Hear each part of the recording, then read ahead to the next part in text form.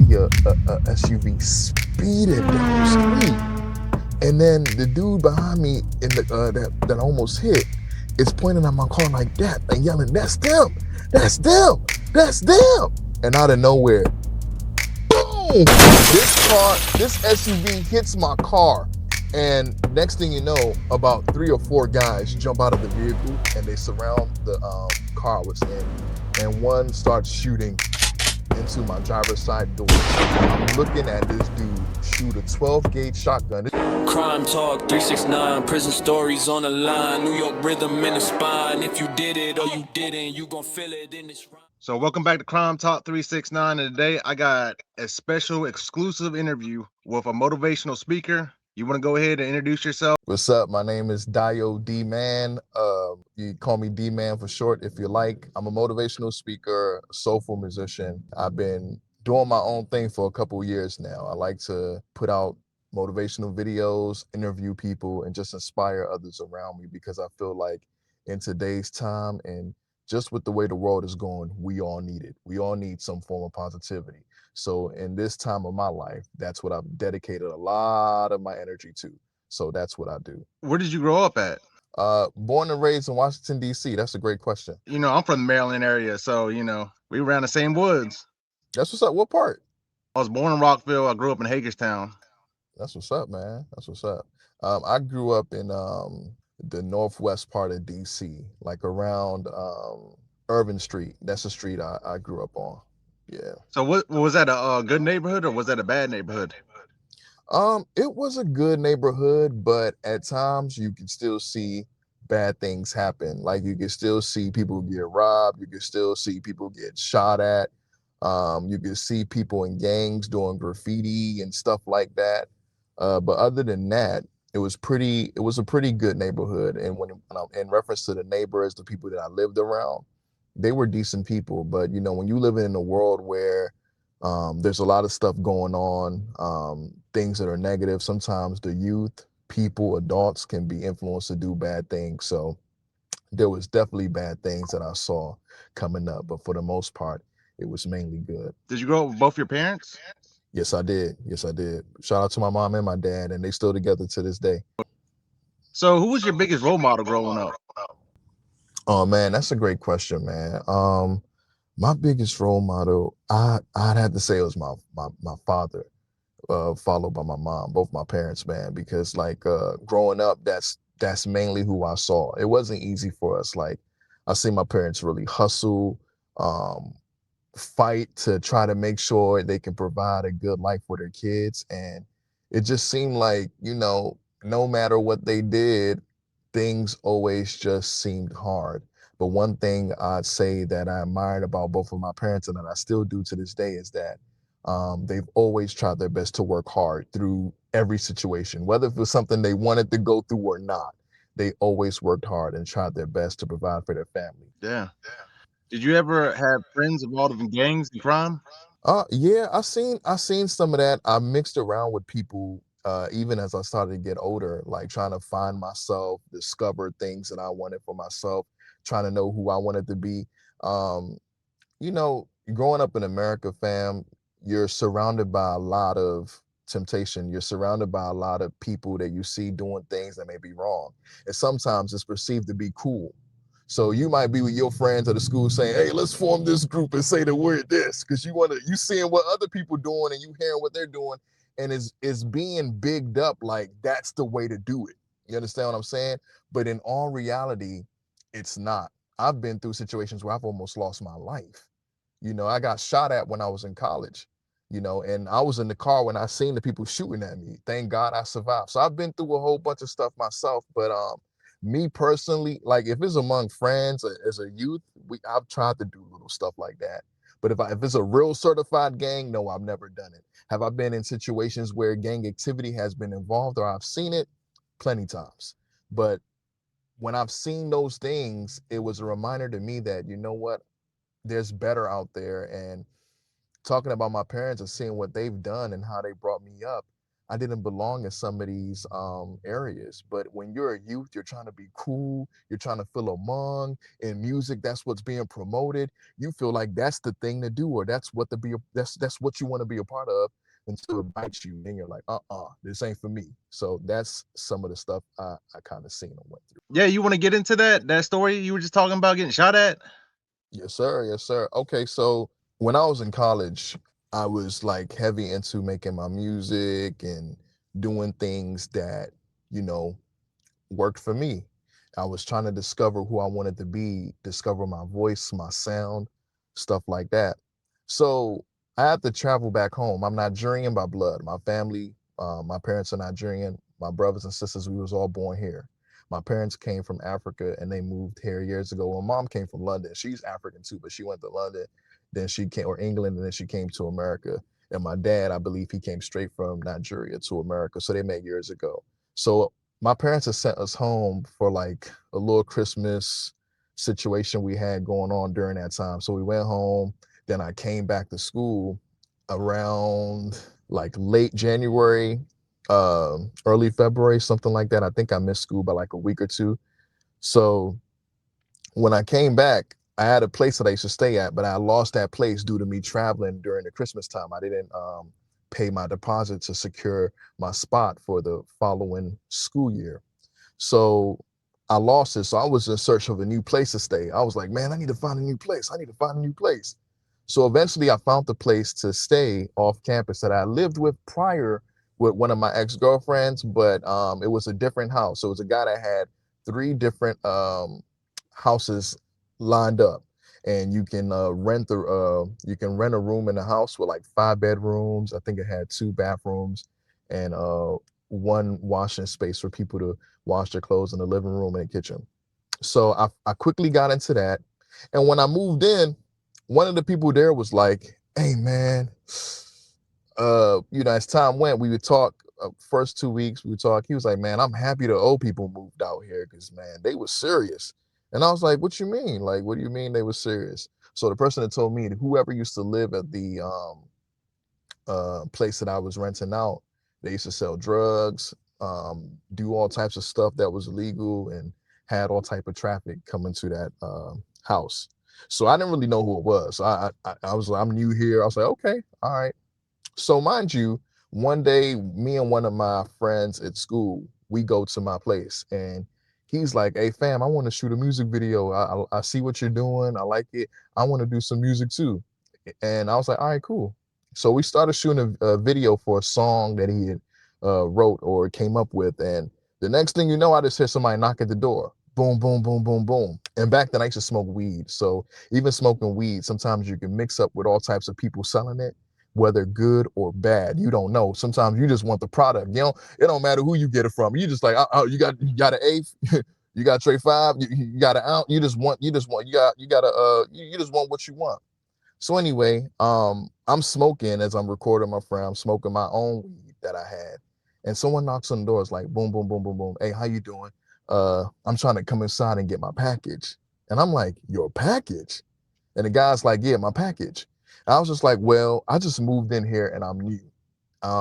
If you know any of my roommates, at that time there was 2 people that were living in that house out of the 5 that could have occupied it. So I was like, if you know any of my roommates, you can hit them up, and if they say they know you, I'll let you in so you can get what you got. I'm new here, I don't know you, so I just can't let no stranger in my house. So the dude was like, oh, okay, I'll come back. I'll do that. I got you. I'll do that, and I'll come back. I was like, all right, cool. Next thing you know, I'm trying to reach my roommates too, because I like to play it safe to the best of my ability. Like when something weird goes on or something I don't expect happens, I try to like close all the doors. I try to like make sure everything is aligned, so I'm aware and other people are aware of what's going on. I'm calling my roommate. He ain't pick. I sent them a text message. Hey, look, somebody just came looking for something, saying that they got something here. I'm just trying to let you know. If you know this person, I'll let them in. If not, I can't. He ain't respond. I tried. I don't think I had the other person's number, but the person that told me, oh man, I'm happy those people moved away, was the one that I contacted. About 3 minutes later, I hear knocking on my door again. Boom, boom, boom, boom, boom. And then there's another knock on the window. boom, boom, boom, boom, boom. So there's two people knocking at the same time.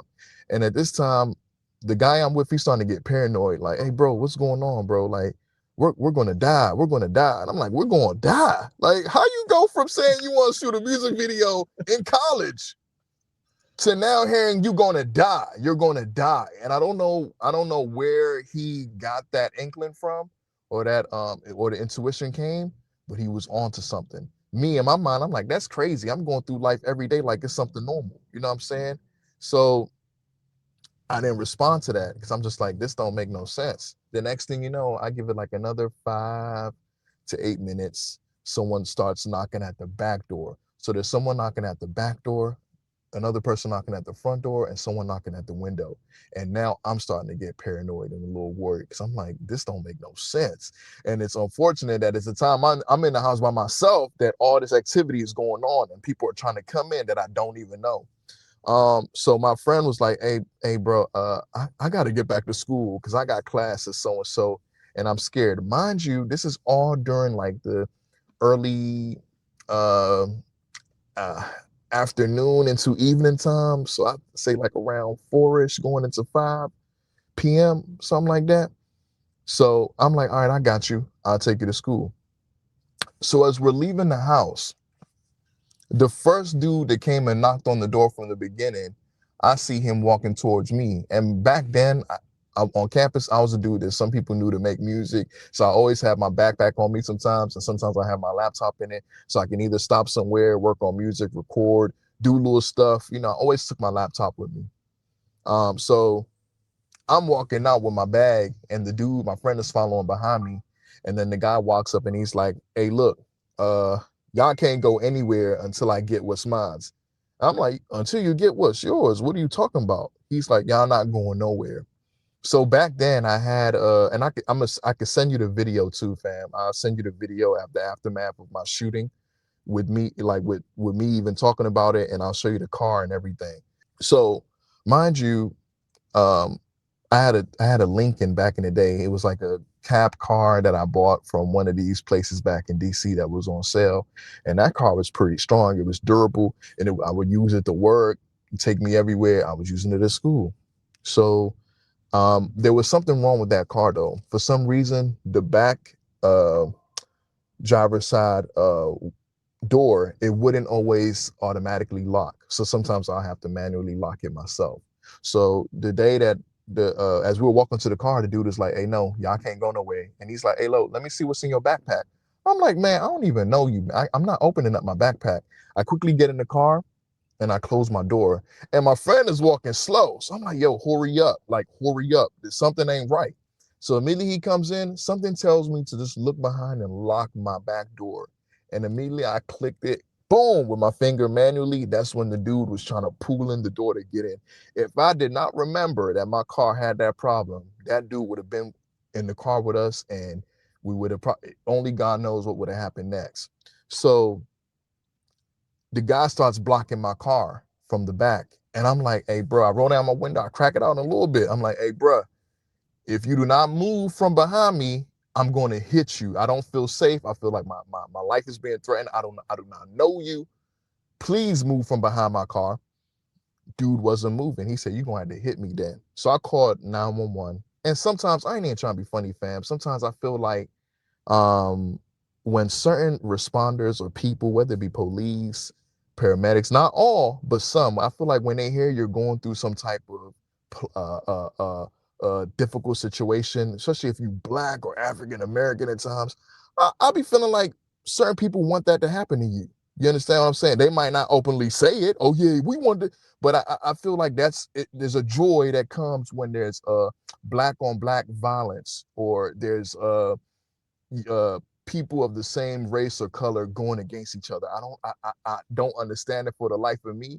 Maybe it's an ideology like, well, let them eliminate themselves because they make the job easier for us. But there's some stuff out here. Now it's not everybody that believe or that behaves that way, but let's call a spade a spade. You know what I'm saying? If we're basing what we're trying to do off progression and elevation and positivity, we got to keep it real on all boards. It's not about, oh, I don't want to offend this person, when in reality, we're constantly being offended in different ways every day. You see what I'm saying? Yeah. So I called 911 and the lady's asking me, where's the location? I said, man, my life is I feel like my life is in danger. There's someone standing behind my car. I'm about to hit this person. Ma'am, I need to go. She's like, well, you should just wait for the police. I said, miss, I am not waiting. Click. Man, man, wait for the police. Man, when? Sometimes police don't even always come on time. You know what I'm saying? So next thing you know, I just put, man, I shift the gear, I put that drink in reverse. Boom! That, hey, ain't nobody have to tell that dude to jump from behind my car. He jumped from behind my car so fast, and in the process of me trying to back out, he punches my vehicle, and I'm just like, I don't care. That's your hand against metal or whatever. That don't got. I don't feel that. So immediately I pull out of the driving spot, and I'm leaving. I'm exiting the parking lot of the homes. That's how I see the dude running behind my car. And as I'm like approaching the exit of the parking lot, I see a SUV speeding down the street. And then the dude behind me in the that almost hit is pointing at my car like that and yelling, "That's them! That's them! That's them!" And out of nowhere, boom! This SUV hits my car from the front on my side, and look, it damages my vehicle. It messes my tire is blown. The airbag came out. I just see smoke. And this is broad, like there's school buses around. It's like these people didn't care about no form of human life, only what they wanted. And that stuff, bro, to this day, I'm still affected off it. It changed my life. Because I went from somebody living normal and thinking everything is okay to now having to be paranoid and being more cautious. So it's a blessing and a curse at the same time. But I'm glad it happened because it made me smarter. Next thing you know, this person hits my vehicle, airbag slap me. It slapped me so hard, I'm like, what the heck? And next thing you know, about 3 or 4 guys jump out of the vehicle and they surround the car I was in. And one starts shooting into my driver's side door. I'm looking at this dude shoot a 12 gauge shotgun. This junk was on the news too. It happened at University of Maryland, Eastern Shore. I have the articles. I can send it to you. It was on the news. They spoke about it. There's about 2 or 3 articles that were like published by like different people in news stations on that shooting. That's Um, crazy. It sounds like a movie. Did you but, think you were gonna die? bro, I thought I was going to die. I thought I was going to die. They shot into the car about like 4 or 5 times, and um, the next thing you know, I just see smoke, and the next thing you know, the people they run back to the car and people are gone. I'm over here checking for the dude I was with in the car. I look to the right side of me. I just see the passenger. I see the passenger door flapping. That dude was gone. I don't even know. I don't even know what time the dude used to escape in the process of us getting shot at like that. But that dude, he cleared himself. I couldn't see him for the life of me. You know what I'm saying? To this day, I don't know how fast he ran, but that needs to be studied because that dude got up out of there. I ain't trying to hold you, fam, for real. So the next thing you know, after the bullets stop ringing and I see the people drive off, bro, I'm so scared. I'm scared out of like I'm scared out of my socks because I've in my life never ever been shot at till that day. And it was scary. One of the scariest things I've ever been through in my life because I could have died. So immediately the shooting stopped. I start touching myself and looking at all my fingers and my body, trying to make sure I wasn't hit and trying to make sure that everything was complete. I'm like, oh my God. So I'm looking at the side of my door and it looks like it's kind of like it's like bulged in a little bit due to the bullets or messed up in some type of way. Next thing you know, I just jump out the vehicle and people are looking and They left at running. this point, right? They left at this point. Yeah, they got back in the car and they drove off. Like, and I look to my side, I see the dude I was with in the car. He's already gone. I'm like, what the heck? He's gone. So I check my body once I see they drive off. I check my body, make sure I'm straight. I open up the door and I'm in shock. I start running like I can't believe this has happened to me. And then I'm even happy, like, thank God I ain't get hit. So I start running down the street, and then I seen somebody I know that I used to like have come to my apartment sometimes, and we all freestyle, smoke, drink, have fun, kick it, just having fun, trying to be artist and trying to copy the wave. That's before I started to learn that I could use my voice for something better. You know what I'm saying? At that time, I was trying to like understand who I wanted to be and who I am, and not copy a wave or a trend. So the dude was like, "Hey, bro, yo, Dio, get in my car. What happened? What happened?" And I'm just like, I seen your car there. You seen what happened. Why are you asking? So in that moment, when you go through something like that, you're like, for me, I was scared. I couldn't trust nobody in that moment because I didn't know what direction it was coming from. I didn't know what direction it was coming from. So I run across the street to this food restaurant that they had right off campus, and I run inside and I'm like, please help me, please help me. We're in front of people, and please help me. They're trying to kill me. They're trying to kill me. I've just been shot at. Please help me. Call 911. Because I was so scared at this point. I believe I left my phone at the car. I ain't had my phone because I would have called them myself. I left my phone at the car, because it just happened so fast. I didn't have no time to think to say take your phone. It would just save your life. So the manager walks up to me and is like, "Hey, what's going on? I'm gonna have to kick you out if you keep on making noise. You're scaring my customers, man. You're scaring my customers." And I'm like, "Look, someone is trying to kill me. Please call 911." He was like, "What are you talking about?" So I said, "Look, because from the angle where we got hit, if you just tilt over from the restaurant and look over, you'll see the main road where my car is there and it's damaged, and there's now people starting, I guess, to surround it a little bit or look to see what happened to it and cars." So he's like, "All right, I'll call the police, but please just wait here. Don't come back inside because you're going to scare the people." So I'm right there in the front of the building. I probably even went back inside because I'm just like, I was just so scared. And then the police finally came, they picked me up and they took me back to the scene.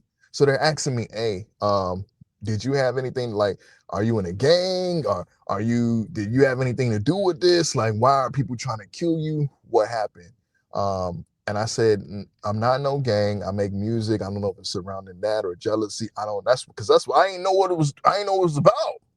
So the officer is like, "Nah, man, something ain't adding up. You gotta be in a gang or something because this don't make no sense." And then I get a chance to call my mom once I locate my phone, and then the officer speaks to my mom, and I guess based off how my mom spoke or him just hearing her, he's like, "All right, maybe this dude might be a good kid. He might not be this type of person that's involved in stuff like this." He started treating me like an actual civilian and not a criminal. So he was like, "All right, where's your room?" I took them to my room in the house. They're searching. They find my weed. I probably had about an eighth of weed or a little bit less because I smoked a J. So there, he finds my weed. He's like, "Hey, whose weed is this?" I said, "That's mine's. That's mine's." He said, "Be honest." I said, "That's mine's." He said, "Okay, well, we gonna take it, but you're good. We're not gonna," because this happened in 2016. So at that time, weed was still illegal. It wasn't legal at that point. He was like, "All right, well, you know, since you're the victim and you're honest, you're good. We're just gonna take the weed because this is illegal."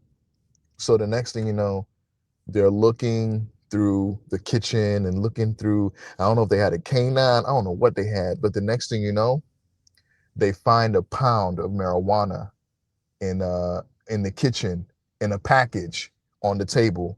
So those people that were coming to uh my door were trying to get that pound of marijuana. So from the beginning, I don't know if you remember, I told you one of my roommates there said, "Hey, I'm happy the old people moved out because they was wild. They used to sell drugs and have all types of traffic coming through here." I didn't know they were still sending their packages to the house that they used to live at, for them to pick up and get themselves. I didn't know they were doing that. But the very same roommate that told me that these people were crazy, he was the same one that signed for their package. So in the back of my mind, I don't know why he did it. Because me personally, if I see somebody's name on something, even if I live with them, I'm not signing for it. If they ain't give me permission to do it, or if I don't know what it is, make it seem like I'm a part of it. You know what I'm saying? So I was just like, I wouldn't do it. So he signed for it. So in my mind, I could be wrong. What I was thinking was he probably signed for it, knowing what it probably was. And since they weren't living here, he's probably like, "Well, this weed about to be on mine. They don't live here no more. They probably forgot about it." That's what I thought. I could be wrong. either way, um, it was a pound of marijuana that these people tried to take my life for that I knew nothing about. You know what I'm saying? And just even being mixed in, I could have died over something that didn't even concern me at all. So just going through situations like that, it changed my life. I became more paranoid. I became more scared. We got to the police station because they took us to the police station because they didn't want us to. And the funny thing was that the dude that knocked on my door when the police was around and talking to me, he was in the crowd. I didn't point him out. I didn't say, look, that's the guy. I didn't do that. I was just so in shock. And the dude, he's looking at me like, this dude survived it. This dude survived. And I think he was just shocked to see me too. And I'm just like, I could have easily said, officer, look, that's the dude that. But even in my mind, I guess I was just so surprised it just happened to me that I was just glad God took me out of that situation. Somebody planned something bad for me that I had nothing to do with. I think what he thought was that I was smoking their weed because he seen me smoking my own weed when he came to the door. So he probably thought that, oh, this dude's smoking our stuff. He's smoking our stuff. You know what I'm saying? So we got to the police station. I seen the dude that was in the car, my friend that was in the car with me, and he told me, yo, once that happened, I ran to one of the people's houses around across the street. And I knocked on the door and they let me stay there because they seen it and they heard it. They seen the aftermath and they heard the gunshots. So they let me stay and they called the police too. He said, I thought you was dead. I'm sorry I left you, but I thought you was dead. And I had to get up out of there because they were shooting directly at me. Thank God they didn't shoot through the window because I probably wouldn't be here. They just shot into the side of the door with a 12 gauge shotgun. And the dudes end up getting caught because I guess one of them went back to the school police and said, hey, I want to report that my car was stolen. And I've been looking for it for like a couple days now. And then the police said, your car's been stolen. What type of car is it? And when the guy broke it down, they said, okay, that was the same car that was involved in that shooting that happened a couple days prior. So they end up reprimanding the guy there and locking him up right there on point. And he had a bruise on his head. I don't know if he was a driver, and due to the impact of him hitting my car, it messed up his head. Because from what I saw, it was his mom. It was his mom's car. It wasn't even his vehicle. He was using it, but he was using his mother's car. But either way, it was nothing that had anything to do with me. But I could have died over something that I knew nothing about. I ended up going to a police station again because they wanted me to testify. But at that point, I just said, once God takes me out of a situation, I don't want to look back. With the bomb shelter king, man, these are the aftermaths of, gun violence and weapon use, man. Somebody tried to take my life.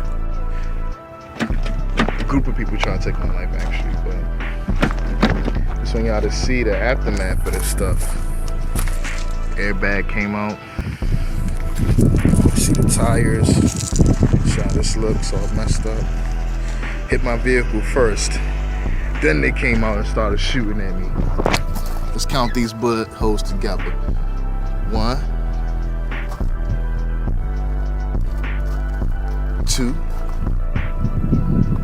3, 4.